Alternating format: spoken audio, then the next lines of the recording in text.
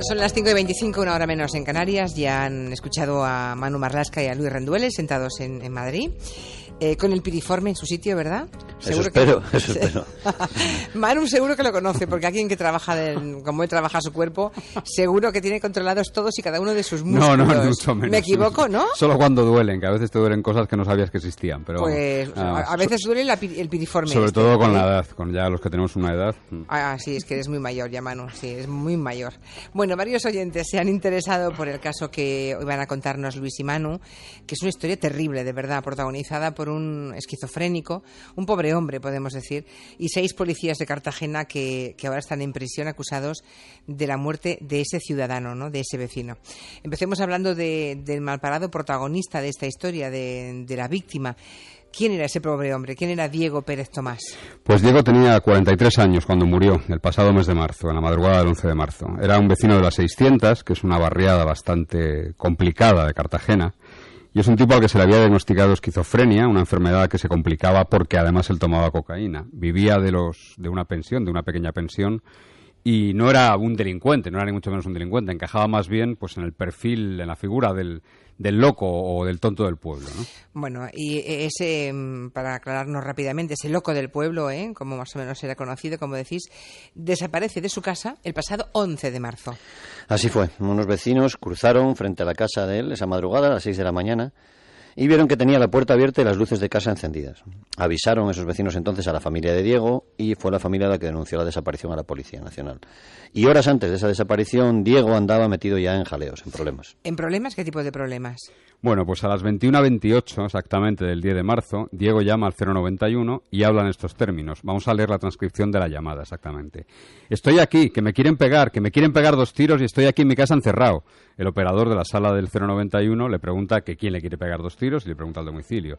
Y Diego contesta, un agente, porque cogí unas bicicletas sin darme cuenta y se las quiero pagar y no me hacen caso. Lo que hace el operador de la sala es pues, lo que tiene que hacer, mandar un coche patrulla a su casa y el coche Z54 comunica minutos después que ha ido al lugar indicado y que está todo normal. El asunto parece zanjado entonces. Pero no es así, porque horas después, en plena madrugada, este hombre vuelve a llamar a la policía otra vez pidiendo ayuda. Sí, y el operador llama entonces a la dotación del Z, del coche patrulla que te ha dicho Manu, que había ido horas antes a la casa de Diego, ¿no? Y les dice, me ha vuelto a llamar y dice que están allí con escopetas. Los patrulleros se toman el tema muy poco seriamente, con bastante chufla, y dicen, le había robado las bicicletas a unos y lógicamente los otros habían ido a matarlo, así que nosotros hemos dicho, pues es lo legal, Dios lo ampare en su gloria. El operador 091 sigue preocupado, pese a la chufla del compañero, y reflexiona en voz alta. Ya, pero no sé qué credibilidad darle al zumbao este. Y los compañeros del Z le contestan, hombre, tenía pinta de estar tenía un libro de la Biblia, iba leyendo por si lo mataban para que Dios lo acogiera en su seno.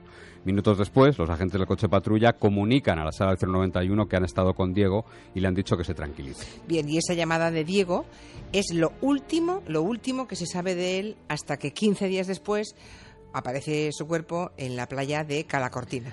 Sí, el examen que se hace al cadáver de Diego deja claro que no ha sufrido un accidente. Antes de sumergirse en el agua le habían partido varias vértebras cervicales, es decir, le habían roto el cuello. ¡Qué barbaridad! Además, presentaba señales de golpes ante-mortem que indican sin duda que le dieron una buena paliza. Y supongo que entonces la policía se ponía a investigar, pero ¿por dónde empieza esa investigación? Bueno, pues se comprueba que efectivamente Diego había robado 2 bicicletas de los hijos de una vecina y que un hombre llamado Alberto le había dicho que le iba a dar 2 bofetadas, pero nada más, hasta ahí. No había ni un solo indicio que apuntase a la culpabilidad de esa familia en el crimen. Así que las investigaciones quedan en dique seco, dan varios palos de ciego, hasta que 2 meses y medio después la policía encuentra un testigo muy valioso, tan valioso que se convierte en el testigo protegido B83. Pues escuchen ahora, porque esto pone los pelos de punta, es el relato de este testigo protegido, este B83, que es de lo más prolijo. Declara el 6 de junio y cuenta que a las 4:25 de la madrugada de aquel 11 de marzo pudo ver delante de la casa de Diego, de la víctima, a 3 coches de la policía aparcados. El testigo cuenta también que fuera de esos coches había 5 policías con un hombre al que estaban cacheando. Uno de esos policías, el que según él llevaba la voz cantante y al que describe como moreno, con el pelo corto, con entradas pronunciadas y de complexión fuerte, le decía al vecino, ¿qué llevas? ¿Y esto? ¿Lo has robado? ¿Te estás riendo de mí? El testigo cuenta que después, a continuación, el policía dio al hombre un bofetón en la cara, a lo que el agredido contestó, «Acho, ¿estás loco o qué?». Después los policías se subieron a los coches e obligaron al hombre a subirse también a uno de los vehículos, y en ese momento el testigo oyó un diálogo muy inquietante. Un policía dijo: ¿lo llevamos a comisaría? Y otro le contestó: no, le vamos a llevar a la guarida. A la guarida. Bien, ese testigo protegido, imagino, es el que ha hecho cambiar todo el rumbo de la investigación, que estaba en dique seco. Completamente. A partir de ese momento comienza a colaborar con la comisaría de Cartagena y el grupo de homicidios de la Brigada de Murcia, la unidad de asuntos internos de la policía. Los investigadores ponen el foco en los componentes de 3 de esos coches Zetas de la comisaría de Cartagena, que la noche de la desaparición y muerte de Diego estaban trabajando. Son Z54, Z56, Z57. En total son 6 policías, los que presumiblemente vio el testigo protegido en la puerta de la casa de la víctima. Se intervienen los teléfonos de esos policías y se ponen micrófonos en los coches patrulla. ¿Se imaginan? Se intervienen los teléfonos ya de esos policías y se les meten micrófonos en los coches en los que ellos pues patrullan. Eso es. ¿Y la intervención de esas comunicaciones da algún resultado? Las escuchas no duran mucho porque en el mes de agosto, es decir, 2 meses después, un sindicato policial descubre los micrófonos instalados en los coches y lo denuncia. Pero ya hay material suficiente para, por lo menos, hacernos una idea de la clase de policías que estaban siendo vigilados. Pues escuchen la antología de perlas de esos agentes, porque la verdad es que es vergonzoso, ¿eh? El atestado de Asuntos Internos dice que de las conversaciones de esos policías se evidencia, textualmente, un perfil orientado a un injustificado e innecesario empleo de la fuerza en su devenir profesional. Por ejemplo, estos policías, al referirse a un ratero, a un ladroncillo que andaba mirando en el interior de coches aparcados, 2 de ellos dicen: se ve que no le han dado bien, le vamos a dar una de estas que se va a cagar. El sábado que viene voy a coger la goma, se entiende que es la porra, la defensa, Sí. y con las mismas hacerle el rodaje con el gordo ese. Y empezar a tirarle sartenazos, a las rodillas. Con ese vamos a disfrutar, con el gordo vamos a disfrutar. Los 2 mismos policías, una semana después, paran a un tipo que estaba consumiendo droga en la calle, le piden que saque los estupefacientes que lleva encima y le dan un tortazo que se oye perfectamente a través de ese dispositivo de escucha, acompañado de estas palabras: ¿tú crees que somos gilipollas? Como sigas sacando te voy dando, al mismo compás.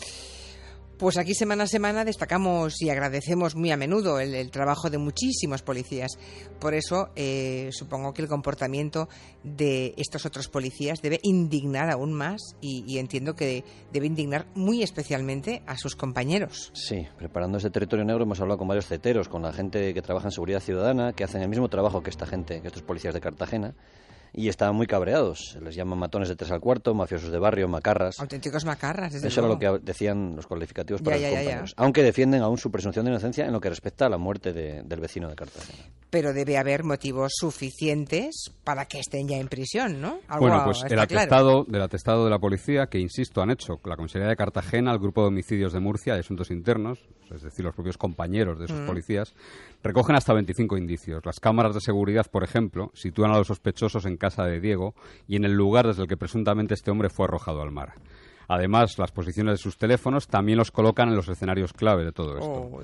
Los componentes del coche que acudió a la primera llamada de auxilio de Diego, el Z54, declaran que las 2 veces que fueron a verle estuvieron solos, cuando en la segunda ocasión al menos había otros 2 coches patrulla con otros 4 policías. Y con todos estos indicios, que son bastantes, el pasado 6 de octubre, estos 6 policías son ya detenidos. Los 6 cuentan una historia casi idéntica. Dijeron, eso sí, reconocieron que habían mentido hasta entonces, durante la instrucción de la investigación. Que se llevaron a Diego desde su casa, esta es la versión que cuentan ahora. Que se llevaron al vecino, a Diego, desde su casa hasta Cala Cortina para que se tranquilizara, hasta esa playa apartada. Ya. Que se le pasara la paranoia, pero que el tipo salió corriendo y que le perdieron de vista. 6 policías con un esquizofrénico, recordemos. Sí. Dijeron que no dieron cuenta de lo ocurrido ni ese día ni los siguientes, ni siquiera cuando fue encontrado el cadáver de este vecino, porque tuvieron miedo, dicen. Y también, naturalmente, niegan haberle pegado. Ya. Bueno, pues hasta ahora la jueza mantiene en prisión a esos 6 presuntos delincuentes. Lo que no sé es qué línea de defensa van a mantener ahora los abogados con todos esos indicios en su contra. Bueno, hay un abogado que representa a 3 de los policías, que es el que más recursos está presentando, y luego hay una esperanza dentro de los investigadores, que los 6 no hayan tenido la misma responsabilidad y que alguno empiece a delatar a los otros, ¿no? Ya. La más sólida línea de defensa que mantiene el abogado es la de los tiempos, porque los policías es cierto que solo tuvieron entre 3 y 5 minutos para matar y arrojar a Diego al mar, según las cámaras de televisión, que les graban. Por ello han pedido que la Guardia Civil, no la policía, haga una reconstrucción de los hechos para ver si logran cuadrar esos tiempos. Ya. Además, uno de los abogados defensores sostiene que el policía que dice que tiene una pistola, un policía que en una escucha dice que tiene una pistola para los trabajos sucios, no es un policía, sino que es un vigilante de seguridad y ha pedido una prueba de voz. Y por último, la defensa de los 3 policías dice que hay contradicciones entre la descripción de la ropa de Diego que hace ese testigo protegido y la que llevaba el cadáver de la víctima cuando fue hallado. Ya. Pues el testigo protegido, espero que esté bien protegido. Sí, ¿no? Que estará bien protegido. Es una figura que me resulta apasionante, ¿no? En este caso y en cualquier otro, ¿no? Es una figura muy eficiente. Y los policías de asuntos internos, asuntos infernales los llaman ellos. Bueno, es que debe ser muy duro, ¿eh? Ponerse a investigar a unos compañeros. Mira, para que te hagas una idea, por ejemplo, cuando se desplazan los policías de asuntos internos, nunca van a las sedes, a las comisarías, sino que alquilan pisos para la ocasión y desde allí montan sus operativos y montan su cuartel para que nadie detecte su presencia, lógicamente, ¿no? Interesante, seguiremos el caso. Gracias, Manu, gracias, Luis. Gracias. Adiós.